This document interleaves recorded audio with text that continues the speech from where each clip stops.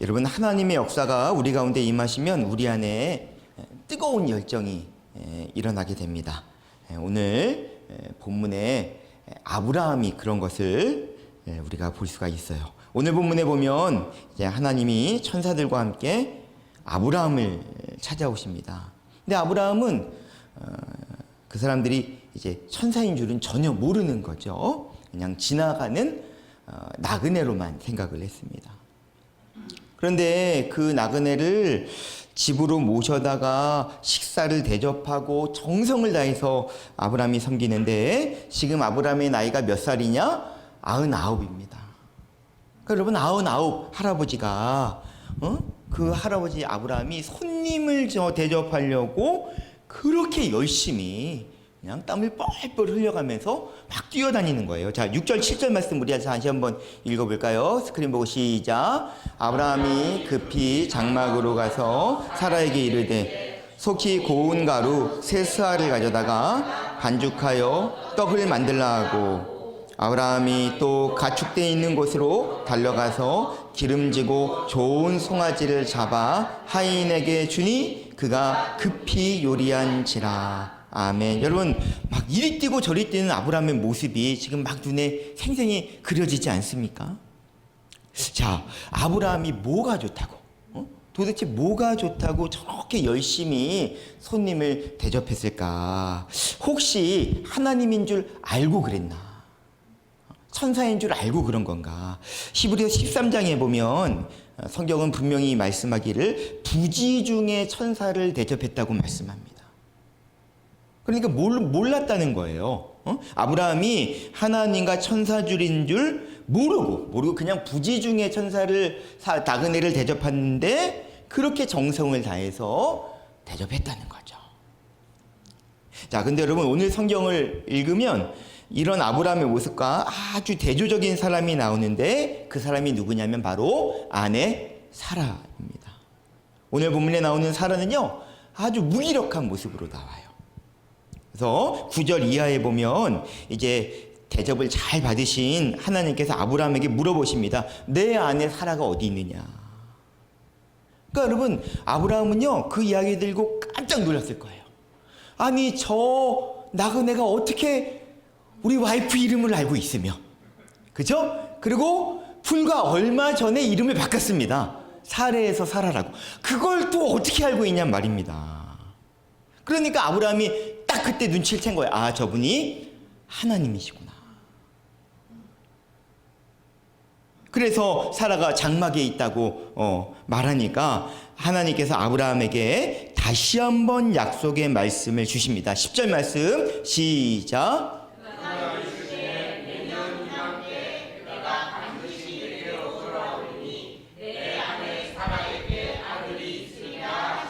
아멘. 여러분, 근데 이 말씀은 사실 아브라함에게 주신 말씀이라기보다는 장막 안에 있는 사라 들으라고 하신 말씀입니다. 그래서 성경에 보면 사라가 그 이야기를 들었다고 나와 있죠. 여러분, 사라의 평생 소원 하나 있다면 아들 하나 낳는 겁니다. 근데 본인은 이제는 아이를 낳을 수 있는 몸이 아닌 거예요. 그러니 얼마나 그 마음에 한이 많겠습니까? 그런데 그때 그런 사라에게 하나님이 약속의 말씀을 주시기를 내가 내년에 아들을 낳게 될 거다. 꿈과 같은 말씀입니다. 그런 약속의 말씀을 하나님이 주신 거예요. 여러분, 상식적이라면 상식적으로 그런 말씀을 들었을 때 사라가 어떻게 반응해야 되는 거예요? 할렐루야 해야 되는 거잖아요. 아멘, 할렐루야, 감사합니다, 이러고 나와야 되는 게 마땅한 것 같은데, 오늘 본문에 보니까 사라가 속으로 웃었다 그랬습니다. 그러니까 비웃었다는 거죠. 자, 그러면서 하는 말이 12절 말씀, 12절 읽겠습니다. 시작. 사라가 속으로 웃고 이르되 내가 모세하였고 내 주인도 늙었으니 내게 무슨 즐거움이 있으리로. 그러니까 사라는요, 하나님이 주시는 약속의 말씀을 품지 못했습니다. 이유는 마음이 무너져 있었기 때문이었어요. 하나님이 사라에게 엄청난 약속의 말씀을 주셔도 사라의 마음이 무너져 있기 때문에, 그 믿음이 무너져 있기 때문에 하나님의 말씀을 취하지 못했다는 것이죠. 여러분, 아브라함과 사라는 부부 사이입니다. 그런데 오늘 본문에 보여지는 모습은 너무 다르게 보여지는 거예요. 99세 노인 아브라함은 그 손님 대접하겠다고 그렇게 정성을 다해서, 그렇죠? 우리 파라칼라우 우리 선교팀들이 선교사님 오시면 난리 나잖아요.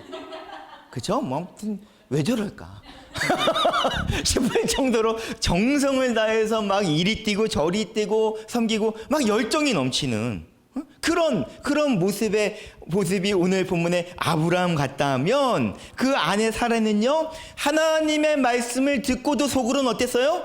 비웃었다는 거예요. 그러니까 믿음이 없는 거죠. 자, 이유가 뭘까? 왜 이렇게 다를까? 저는 그 이유를 하나님을 만나는 경험이 달랐기 때문이라고 생각을 합니다. 그러니까 오늘 하나님이 그 말씀을 오늘 본문을 통해서 우리에게 하시려는 거예요. 여러분, 아브라함과 사라가 이렇게 다른 모습을 보이는 것은 두 사람의 기질이 달랐다가 아닙니다. 기질이 다르다, 사람이, 부부가 성격이 너무 다르다, 그 이야기를 하는 게 아니라 아브라함과 사라가 하나님을 만나는 경험이 달랐기 때문에 이렇게 서로 다른 모습을 보여주고 있다라고 하는 거예요. 자, 여러분, 오늘 말씀을 정확하게 이해하기 위해서는 우리가 우리 지난주에 나왔던 창세기 17장의 말씀을 다시 한번 좀 짚어볼 필요가 있습니다. 창세기 17장에 보면 아브라함이 하나님을 만납니다. 정확하게 이야기하면 하나님이 아브라함을 찾아오신 거죠.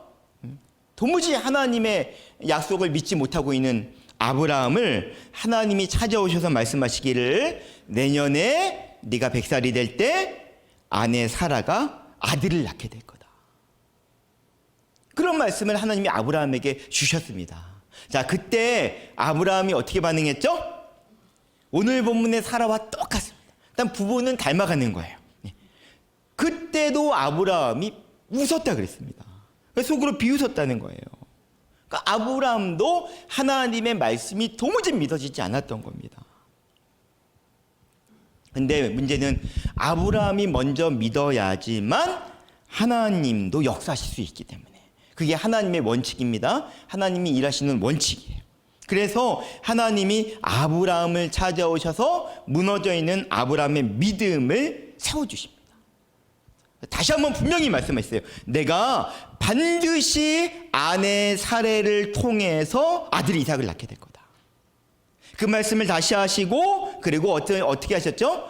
이름을 바꿔주셨습니다. 그래서 아브라함은 아브라함으로, 열국의 아버지, 사레는 사라로, 열국의 어머니라고 이름을 먼저 바꿔주셨어요. 그러니까 믿음으로 먼저 선포하게 하시는 거죠. 그리고 할례를 행하게 하십니다. 그러니까 하나님의 언약은 상황이나 여건에 의해서 바뀌는 게 아니다. 그런 분명의 표징으로 할례를 행하게 하심으로 몸에 언약을 새기게 하십니다. 우리가 지난주에 쭉 살펴봤던 말씀이죠. 자, 그때 아브라함이 하나님의 약속의 말씀을 다시 붙잡게 됩니다. 아, 하나님이 이 일을 정말 행하시겠구나. 하나님이 내년에 사라를 통해서 그렇게 기다리던 아들을 주시겠구나. 아브라함의 믿음이 회복이 된 겁니다. 그러니까 아브라함 안에 열정이 생기는 거예요. 기대감이 생기는 겁니다. 내년에 드디어 아들이 낳게 된다. 드디어 내년에 아들이 생긴다. 아브라함은요, 이때부터 막 세상 살 맛이 나는 거예요. 기대가 되고 소망이 되고. 자, 그러던 가운데 오늘 본문 말씀입니다. 나그네가 그때 지나간 거예요.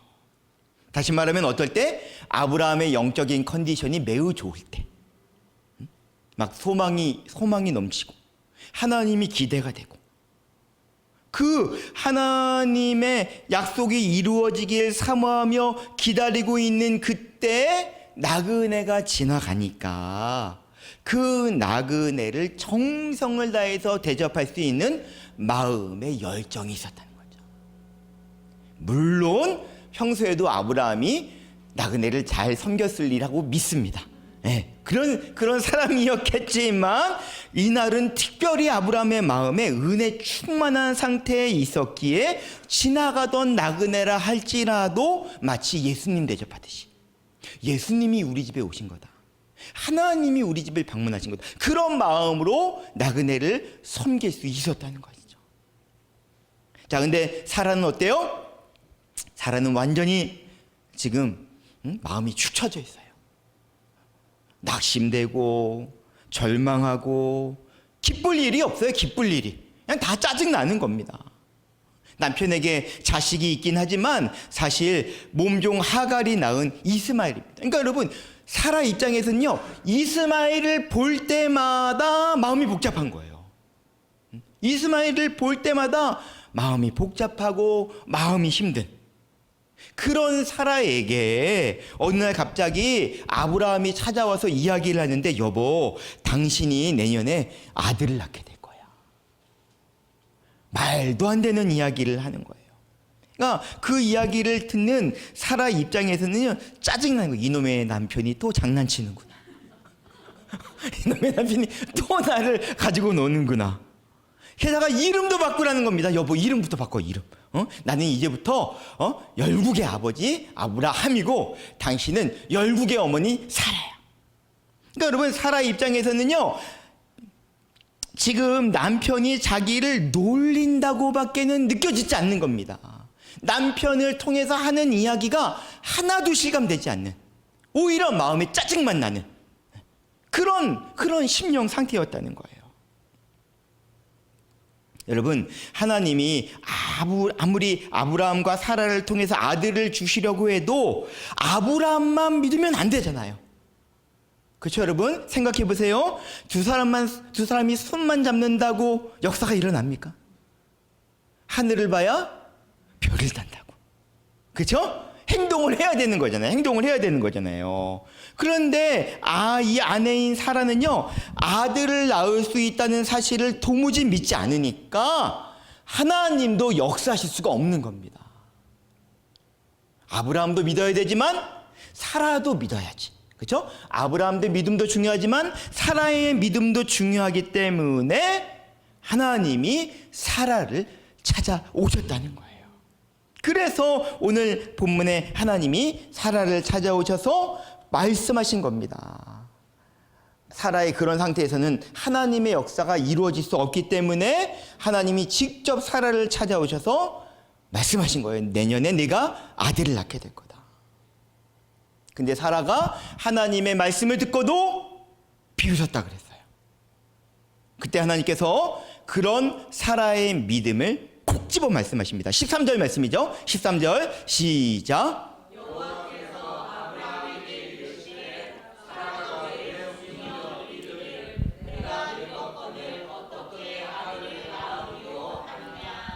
그게 바로 문제였던 겁니다. 그게 하나님께서 그 사라의 믿음에 대해서 지금 말씀을, 너 왜 그렇게 생각하느냐, 너는 왜 하나님을 믿는다고 하면서도 그렇게밖에 믿지를 못하느냐.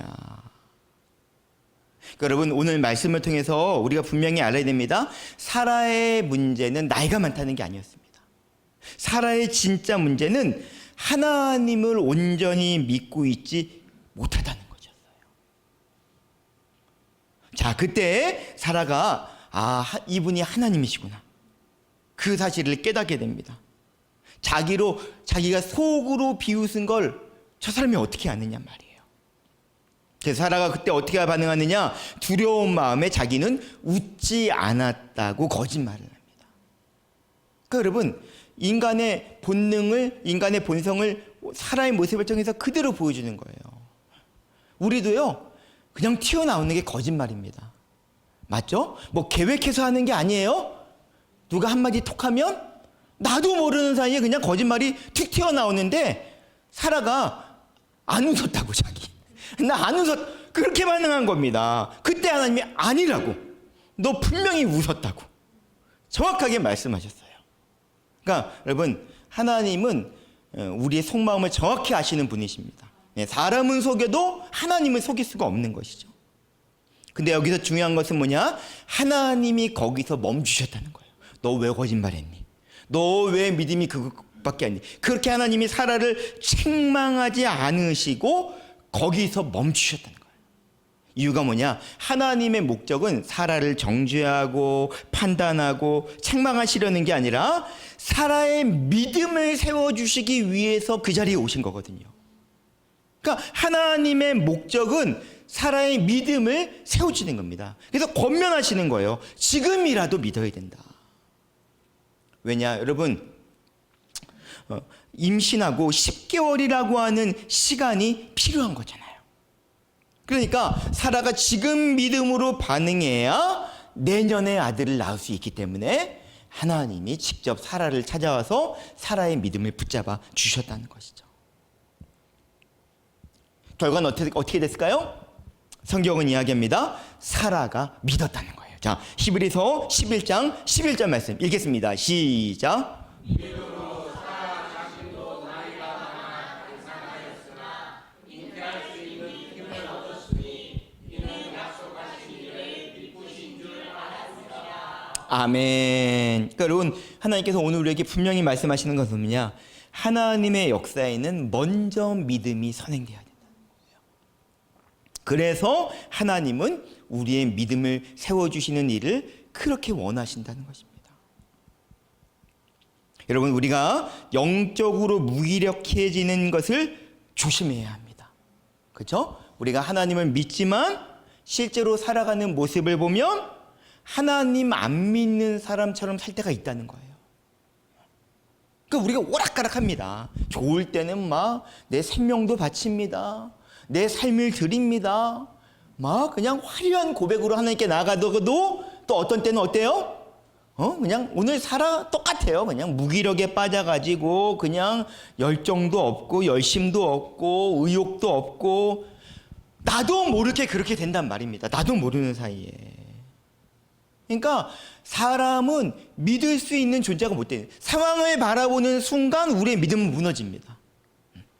그러니까 우리가 여러분 상황을 바라보는 게 아니라 사람을 바라보는 게 아니라 우리가 하나님을 바라볼 때 하나님이 주시는 열정이 우리 안에 부어주시는 줄로 믿습니다. 그리고 또 하나 붙잡아야 될 것은 뭐냐?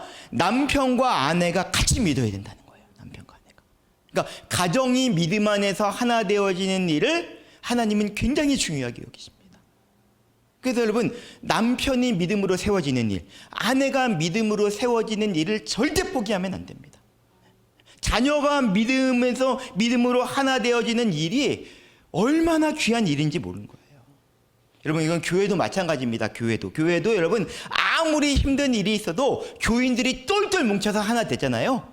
그 교회는 반드시 하나님이 역사하시는 줄로 믿습니다. 그때부터 진짜 하나님의 역사가 가정과 교회 안에서 일어나기 시작한다는 거예요.